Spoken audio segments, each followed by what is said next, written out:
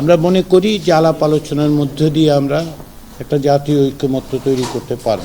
তারই অংশ হিসেবে আপনারা এসছেন এবং অত্যন্ত স্বল্প সময়ের মধ্যেই আমরা কাজ শুরু করেছি, এই অর্থে যে খুব দীর্ঘ সময় দেওয়া যায়নি আপনাদেরকে, কিন্তু আপনারা আন্তরিকভাবে যেই মতামতগুলো জানিয়েছেন সেই মতামতগুলোর ভিত্তিতেই আমরা আলোচনাটা শুরু করব এবং আমরা আশা করি যে আলোচনা শুধু আপনাদের সঙ্গে না, অন্যান্য রাজনৈতিক দলের সঙ্গে আলোচনা অব্যাহত থাকবে এবং তার মধ্য দিয়ে আমরা এক জায়গায় আসতে পারবো স্বল্পতম সময়ের মধ্য দিয়ে।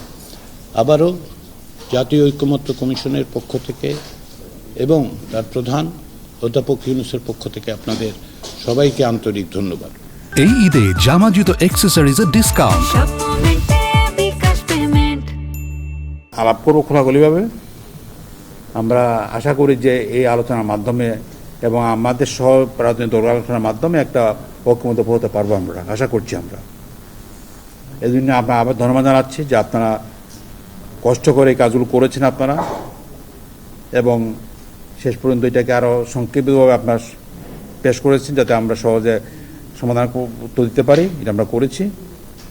আমরা আশা করি যে আপনাদের এবং আমাদের খোলাখুলি আলোচনার মাধ্যমে যে সমস্ত পয়েন্টে আমাদের দ্বিমত বা আংশিক এক ঐক্যমত আছে, এগুলো আলোচনা করে আমরা একটা এক জায়গায় পৌঁছতে পারবো এবং দেশের জন্য, জাতির জন্য আগামীতে এইগুলো একটা মাইল ফলক হিসেবে কাজ করবে।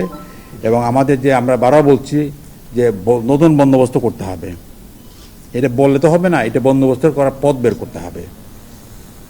এবং আমরা মনে করি খোলামেলা আলোচনা করে দেশটাকে সামনে রেখে, জনগণের সেন্টিমেন্টকে সামনে রেখে, জাতীয় প্রয়োজনকে সামনে রেখে, যুগের প্রয়োজন সামনে রেখে আমরা এই সমস্ত বিষয় সমাধান করতে পারবো। আমরা আশা করি যে এর মাধ্যমে জাতির জন্য যদি আমরা সবাই আন্তরিক হই।